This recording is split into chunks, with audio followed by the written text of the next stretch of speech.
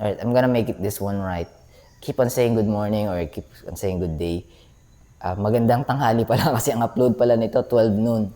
Hindi ko na lagi ko nami-miss yung fact na yun na hindi nga pala morning upload nito, 12 every 12 noon nga pala. Tapos yung Bible study every afternoon, tapos I keep on saying good morning. So, correct natin to. Magandang tanghali. Magandang tanghali po sa inyo. Sana you're eating your lunch already and sana masarap yung pagkain nyo. And also, praying that the food that you're eating, if you're eating right now, 12 noon, God bless the people who prepare that food for you. If you're the one who prepared that, God bless you. And then, God bless the one who's going to eat it, meaning you. I know that God will bless you. A lot of people is praying for that. Maybe people that you don't know. That includes me. Definitely, I'm not 100% sure if we've already met, but I'm praying for you. For God to bless you more, and God to show His face upon you, give you peace, and protect you and keep you safe. Alright, Matthew chapter 17, verse 24 to 27. So, Mateo, kapitulo 17, versikulo 24 hanggang 27. Basa na po tayo agad kasi napa 15 minutes ako kanina sa Bible reading. May title, Pagbabayad ng buwis para sa templo. So, paying taxes, paying tribute to Caesar. Probably this is it. Praying tribute to Caesar. But I cannot recall exactly, so basahin natin. Verse 24, ang salita ng Diyos, ASD yung version. Verse 24, pagdating nila sa Capernaum, lumapit kay Pedro ang mga maniningil ng buwis at nagtanong, nagbabayad ba ng buwis para sa templo ang inyong guro? It's a different, so this is not it. I was thinking of different verse. Alright, nagbabayad ba ng buwis para sa templo ang inyong guro, Rabbi, which is our Lord Jesus Christ, your Master. 25, sumagot si Pedro, oo, nagbabayad siya. 25 pa rin to. Sumagot si Pedro, oo, nagbabayad siya. Nang makabalik si Pedro sa tinutuluyan nila, tinanong siya ni Jesus, ano sa palagay mo, Pedro? Kanino nangongolekta ng mga buwis ang mga hari? Sa mga anak nila o sa ibang tao? Oh, our Lord Jesus Christ is clarifying it to Peter.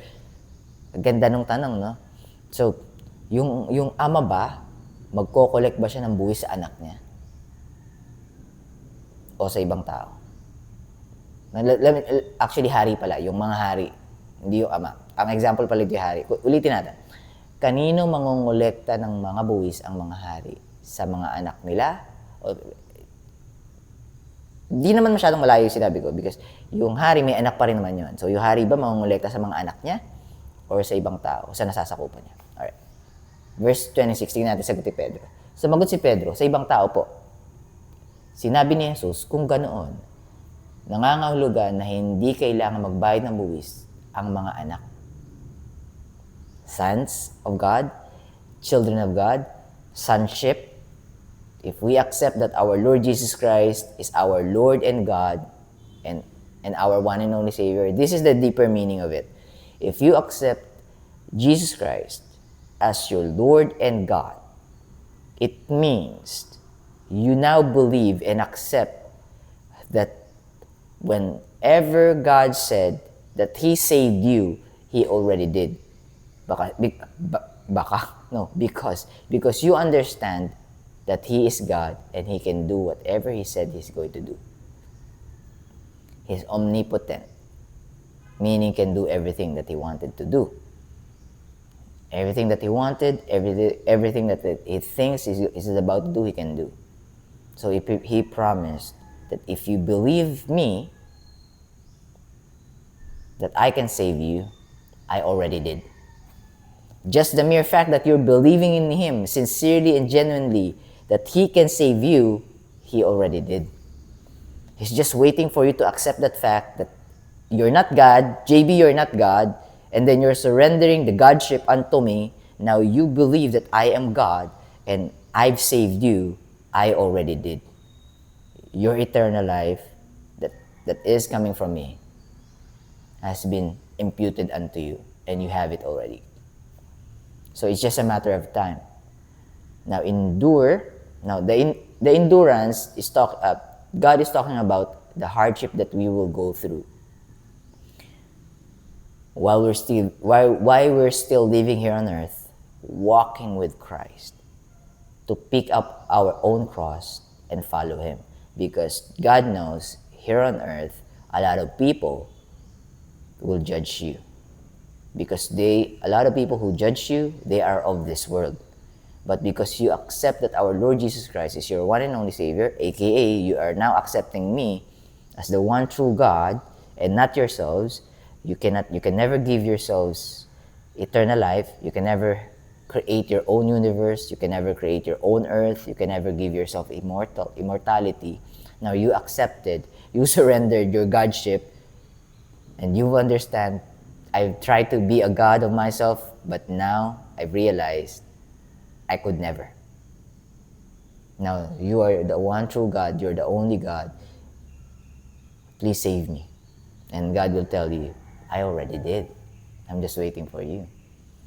When you were a sinner, when you were ungodly, when you're unrighteous, when you were weak, when you're undeserving, when you're unworthy, I'm just waiting for you to come to me. Because I'm so excited to wash you clean and give you eternal life. That's our God.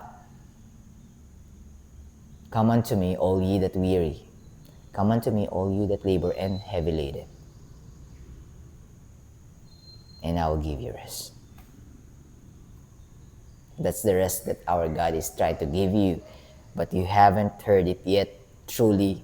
But now you've heard it, you are not excused by the gospel of God. The gospel of God, I will take the burden from you if you allowed me to.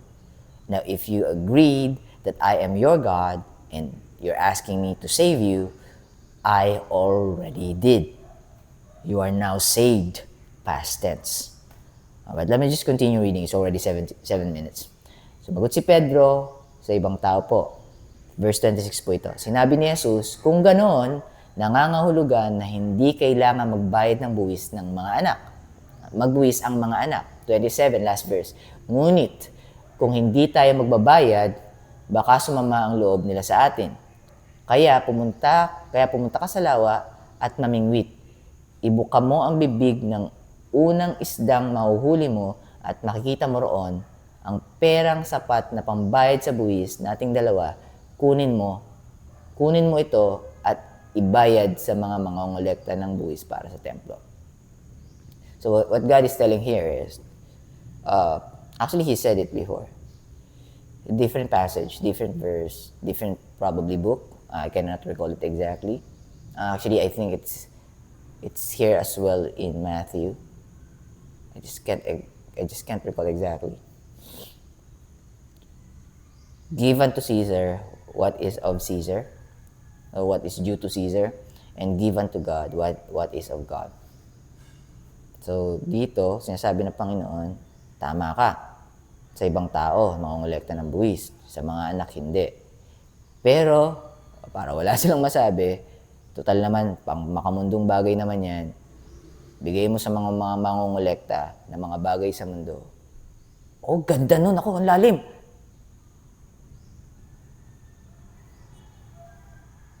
Nakita nyo?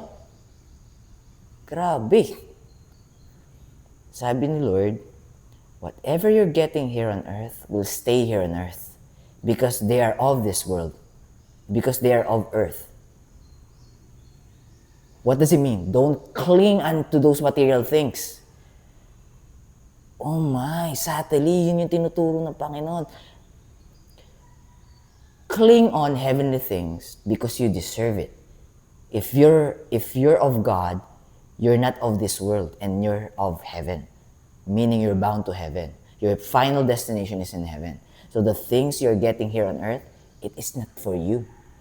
So if they are trying to get it from you, just give it to them. Now, I'm not saying that give it to them, give it to them. I'm just saying, or God is trying to say to us, trying to tell us, that these things, itong mga bagay na nakukuha natin, dito sa mundo, it is temporary. So don't be in love with those things. Just utilize those things for you to endure the walk with Christ. But never count it as the main thing, as the end all be all. Because your end all be all is eternal life with God. Grabe kalalim nun. Grabe nga ni. Ngunit kung hindi tayo magbabayad, baka sumama loob nila. Now, condemning us. Meaning, to me, at least to me, what God is telling me or showing me on this passage is the things here on earth, baka sumama loob, di ba? The things here on earth will drag you to hell. So give it to Himself. The things here on earth will drag you to hell because it will set you out of focus of God. So don't put a higher value of the things here on earth. So don't be frustrated if you're giving it to the world. Meaning, if you're going to leave it all behind. Whew. Because one day you will leave it all behind. So practice yourself by giving to the world what is of the world. Meaning, not be in love of the things of the world. Naku, tumagal na tayo. Grabe yun. Verse 27, ngayon lang nag-sink in sa akin ng malalim. Hindi ko man napapansin to before. Dumaan lang to before. Ngunit kung hindi tayo magbabayad, baka sumama loob nila sa atin. Napakalalim, no? Parang hindi yun yung sinasabi. Parang yung sinasabi ko, parang hindi yung sinasabi. But if you dig deeper, if you are seeing what God is trying to show you, it means give it to them. Because that is not too important. The most important thing is you're my son, you're a children of God. Your sonship is the most important thing. And your sonship has a higher value.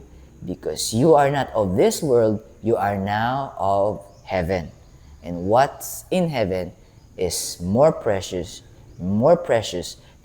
than what's here on earth. Grabe yun ah. Grabe si Lord kung magpakita ng wisdom, grabe.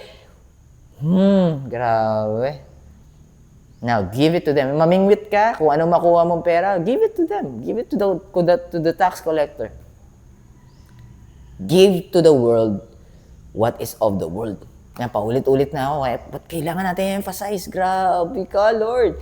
But anyways, that's our Bible reading using ang salita ng Diyos version, ASD version. Medyo napalalim tayo na medyo, ang grabe. Hindi ako pakapaniwala. Grabe. Nag-gets natin yun.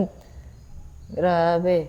And some people will try to, maybe, kung makakarating tong na-realize natin today, or at least na-realize ko today, people will call me heretic. You're adding unto the text.